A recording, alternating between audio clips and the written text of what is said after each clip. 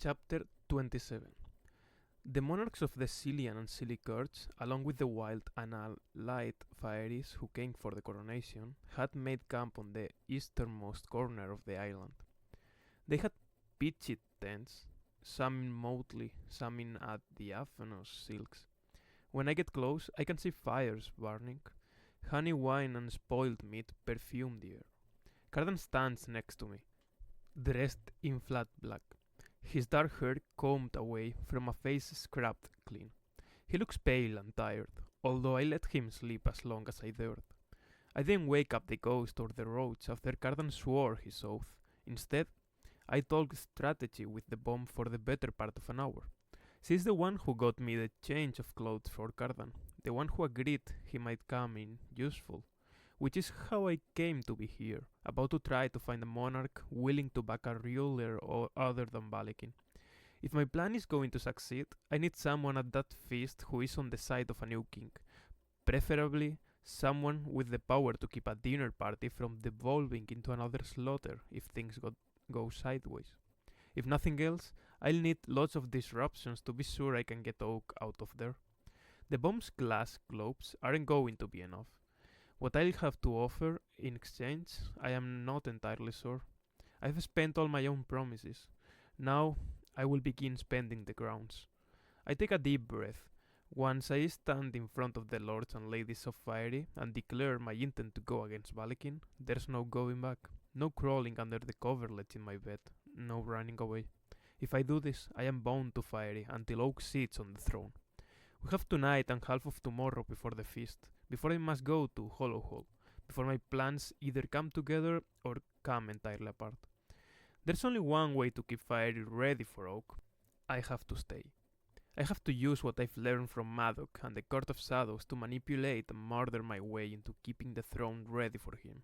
I said 10 years, but perhaps 7 will be enough. That's not so long. 7 years of drinking poison, of never sleeping, of living on high alert. 7 more years and then maybe Fiery will be a safer, better land. And I will have earned my place in it. The great game, Locke had called it when he accused me of playing it. It wasn't then, but I am now. And maybe I learned something from Locke. He made me into a story, and now I am going to make a story out of someone else.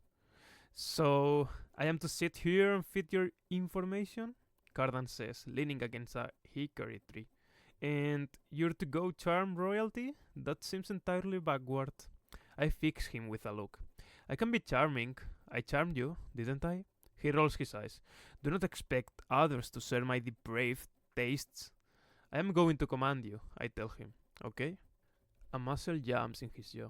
I am sure it is no small thing for a Prince of Fiery to accept being controlled, especially by me, but he nods.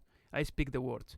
I command you to stay here and wait until I am ready to leave this forest. There is imminent danger or a full day has passed. While you wait, I command you to make no sound or signal to draw any others to you. If there is imminent danger or a day has passed without my return, I command you to return to the Court of Shadows, concealing yourself as well as you are able until you are there. That is not too poorly done, he tells me, managing to retain his haughty regal air somehow. It's annoying. Okay, I say, tell me what you can about Queen Annette. What I know is this. She left the coronation ceremony before any of the other lords or ladies. That means she hates either the idea of Balakin or the idea of any high monarch. I just have to figure out which. The Court of Mods is sprawling and very traditional and silly. She's practical-minded and direct, and she values raw power over other things. I also heard she eats her lovers when she tires of them. He raises his eyebrows. Despite myself, I smile. It's bizarre to be in this with Cardan, of all people, and weirder still for him to talk with me this way, as he might to Nicasia or Locke. So, why did she walk out of the coronation? I ask. It sounds like she and Balakin would be perfect for each other. She has no heirs, he says, and despairs of ever bearing one. I think she would not have liked to see the wasteful slaughter of an entire line. Moreover, I don't think she would be impressed that Balakin killed them all and still left the days without a crown. Okay, I say, sucking in a breath. He grabs hold of my wrist. I am shocked by the sensation of his skin warm against mine. Take care, he says, and then smiles. It would be very dull to have to sit here for an entire day just because you went and got yourself killed. My last thoughts would be of your boredom, I tell him, and head off toward Queen Annette's and Silly encampment. No fires burn, and the tents are of a rough greenish fabric the color of swamp. The sentries out in front are a troll and a goblin. The troll is wearing armor painted over, in some dark color that seems too close to dried blood for comfort. Hello, I say, which I realize I need to work on. I'm a messenger. I need to see the queen. The troll peers down at me, obviously surprised to find a human before him. And who dares send such a delicious messenger to our court? I think he might actually be flattering me, although it's hard to tell. The High King Balekin, I lie. I figure using his name is the fastest way to get in. That makes him smile, although not in a friendly way. What is a king without a crown? That's a riddle, but one to which we all know the answer. No king at all. The other sentry laughs. We will not let you pass, little morsel. Run back to your master and tell him that Queen Annette does not recognize him, though she appreciates his sense of spectacle. She will not dine with him no matter how many times he asks, or what delectable bribes he sends along with his messages. This isn't what you think, I say. Very well, tarry with us a while. I bet your bones would crunch sweetly. The troll is all sharp teeth and mild threat. I know he doesn't mean it. If he meant it, he would have said something else entirely and just gobbled me up. Still, I back off. There are guest obligations on everyone who came for the coronation, but guest obligations among the folk are baroque enough that I am never sure if they protect me or not. Prince Cardan is waiting for me in the clearing, laying on his back, as though he's been counting stars. He looks a question at me, and I shake my head before I slam down in the grass. I didn't even get to talk to her, I say. He turns toward me, the moonlight highlighting the planes of his face, the sharpness of his cheekbones, and the points of his ears. Then, you did something wrong. I want to snap at him, but he's right. I messed up. I need to be more formal, more sure that it is my right to be allowed in front of a monarch, as though I am used to it. I practiced everything I would say to her, but not how I would get to her. That part seemed easy. Now I can see that it won't be. I lie back beside him and look up at the stars.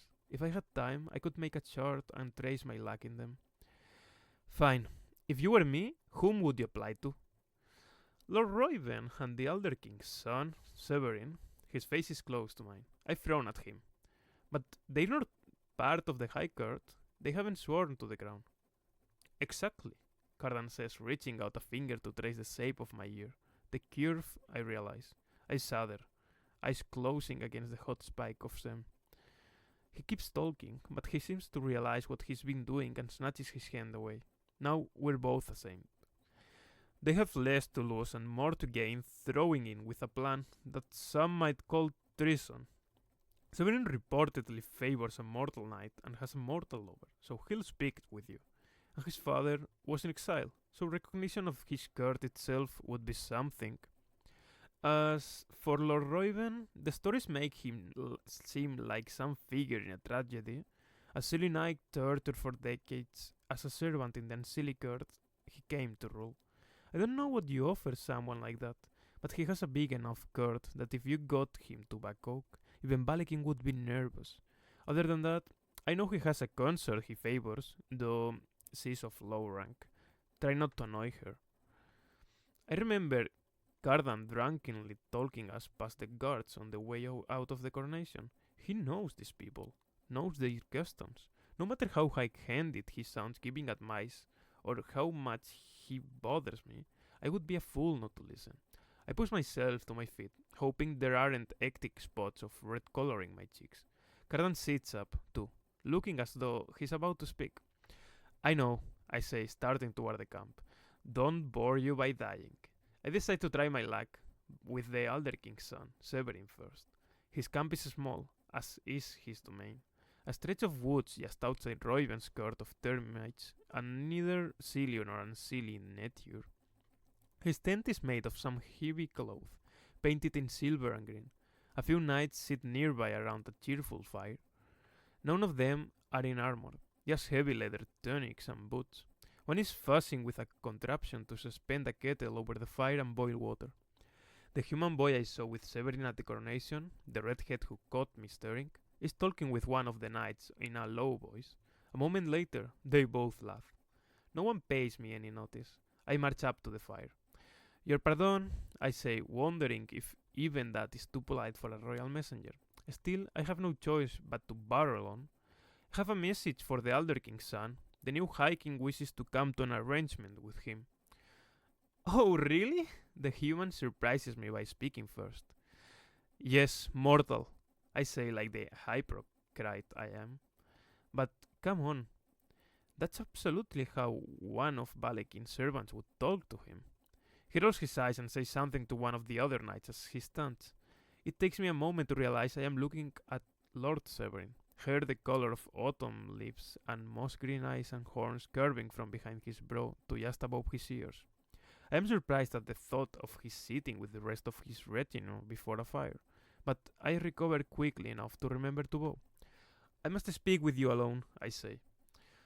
Oh, he queries. I do not respond, and his brows rise. Of course, he says. This way. You should fix, sir. The human boy calls after us. Seriously, glamoured human servants are creepy. Severin doesn't answer him. I trail behind him into the tent. None of the others follow, although when we get inside, there are some women in gowns sitting on cushions and a piper playing a little tune. A female knight sits beside them, her sword across her lap. The blade is beautiful enough to catch my eye. Severin leads me to a low table surrounded by tufted stools and piled with refreshments, a silver carafe of water with a horn handle, a platter of grapes and apricots, and a dish of little honeyed pastries. He gestures for me to sit, and when I do, he settles himself on another stool. Eat whatever you wish, he says, making it seem like an offer rather than a command. I want to ask you to witness a coronation ceremony, I say, ignoring the food. But Balekin's not the one who's going to be crowned. He doesn't look immensely surprised, just slightly more suspicious. So, you're not his messenger? I am the next High King's messenger, I say, taking Cardan's ring from my pocket as proof that I have some connection to the royal family, that I am not just making up this story from wall cloth. Balekin isn't going to be the next High King. I see. His affect is impassive, but his gaze is drawn to the ring. And I can promise you that your court will be recognized as sovereign if you help us. No threat of conquest from the new High King. Instead, we offer you an alliance. Fear crawls up my throat, and I almost can't say the last words. If he won't help me, there's some chance he'll betray me to Balekin. If that happens, things get a lot more difficult. I can control a lot, but I cannot control this. Severin's face is unreadable. I am not going to insult you by asking whom you represent. There is only one possibility, the young Prince Cardan, of whom I hear many things. But I am not the ideal candidate to help you, for the very reasons you offer is so tempting. My court is afforded little consequence, and more, I am the son of a traitor, so my honor is unlikely to be given weight. You are going to Balekin's banquet already. All I need from you is aid at the critical moment. He's tempted. He admitted as much. Maybe he just needs some more convincing. Whatever you've heard about Prince Cardan, he will make a better king than his brother. At least there, I am not lying. Severin glances toward the edge of the tent, as though wondering who can overhear me. I will help you, so long as I am not the only one. I say this as much for your sake as for mine. With that, he stands. I wish you and the prince well. If you need me, I will do what I can. I get up off the stool and bow again. You are most generous. As I leave his camp, my mind wheels. On one hand, I did it. I managed to speak with one of the rulers of Fiery without making a fool of myself. I even kind of persuaded him to go along with my plan. But I still need another monarch, a more influential one, to agree. There is one place I have been avoiding. The largest camp belongs to Roiben of the Court of Termites. Notoriously bloodthirsty, he won both of his crowns in battle, so he has no reason to object to Balekin's blood-soaked cup. Still, Roiben seems to feel much the way Annette of the Court of Moths does, that Balekin is of little consequence without a crown. Maybe he won't want to see one of Balekin's messengers either. And given the size of his encampment, I can't even imagine the number of guardians I would have to pass in order to speak with him. But possibly I could sneak in. After all, with so many of the folk around, what is one person more or less? I gathered up a bundle of fallen branches, large enough to be a respectable contribution to a fire, and walked toward the termite camp with my head down. There are knights posted around the perimeter, but, indeed, they pay me little mind as I walk past. I feel giddy with the success of my plan. When I was a child, sometimes Madoc would have to stop in the middle of a game of 9 men's Morris. The board would remain as it was, waiting for us to resume. All through the day and the night, I would imagine my moves and his counter moves until, when we sat down, we were no longer playing the original game. Most often, what I failed to do was accurately anticipate his next moves. I had a great strategy for me, but not for the game I was in. That's how I feel now, walking into the camp. I am playing a game opposite Madoc, and while I can spin out plans and schemes, if I can't accurately guess his, I am sunk. I drop the kindling beside the fire. A blue-skinned woman with black teeth regards me for a moment and then goes back to her conversation with a goat-footed man. Dusting the bark from my clothes, I walk toward the largest tent. I keep my step light and my stride easy and even. When I find a patch of shadow, I use it to crawl under the edge of the cloth. For a moment, I lie there, half hidden on both sides and completely hidden on neither. The inside of the main tent is lit with lanterns burning with green alchemical fire, tinting everything a sickly color. In every other way, however, the interior is lush. Carpets are layered, one over another. There are heavy wooden tables, chairs, and a bed piled with furs and brocade coverlets stitched with pomegranates. But on the table, to my surprise, are paper cartons of food. The green-skinned pixie who was with Roiben at the coronation uses chopsticks to bring noodles to her mouth. He sits beside her, carefully breaking apart a fortune cookie. "What does it say?" the girl asked. "How about the trip you told your girlfriend would be fun and it in bloodshed as usual?" "It says, your shoes will make you happy today," he tells her, voice dry, and passes the little slip across the table for her verification. She glances down at his leather boots, his rags, a small smile touching his lips. Then I'm dragged roughly out from my hiding place. I roll onto my back outside the tent to find a knight standing above me, her sword drawn. There is no one to blame but myself. I should have kept moving, should have found a way to hide myself inside the tent. I should not have stopped to listen to a conversation, no matter how surprising I found it. "Get up," the knight says. Dulcamara. Her face shows no recognition of me. However, I stand and she marches me into the tent, kicking me in the legs once we get there, so I topple onto the rocks. I have cause to be thankful for their plumpness. For a moment, I let myself lie there. She presses her boot against the small of my back, as though I am some fell prey. "I cooked a spy," she announces. "Shall I snap its neck?" I could roll over and grab her ankle. That would throw her off balance for long enough that I could get up. If I twisted her leg and ran, I might be able to get away. At worst, I'd be on my feet, able to grab a weapon and fight her. But I came here to have an audience with Lord Roiben, and now I have one. I stay still and let Dulcamara underestimate me. Lord Roiben has come around from the table and bends over me, white hair falling around his face. Silver eyes regard me pitilessly. "And whose court are you a part of?" "The High King's," I say. "The true High King's, Eldred, who was felled by his son." "I am not sure I believe you." He surprises me both with the mildness of the statement and with the assumption that I am lying. "Come sit with us and eat. I would hear more of your tale. Dulcamara, you may leave us." "You're going to feed it?" she asks sulkily. He does not answer her, and after a moment of stony silence, she seems to remember herself. With a bow, she leaves. I go to the table. The pixie regards me with her ink-drop black eyes, like Tatterfell's. I notice the extra joint in her fingers as she reaches for an egg roll. "Go ahead," she says. "There's plenty. I use most of the hot mustard packets, though." Roiben waits, watching me. "Mortal food," I say, in what I hope is a neutral way. We live alongside mortals, do we not? He asked me. I think she more than lives beside them, the pixie objects, looking at me.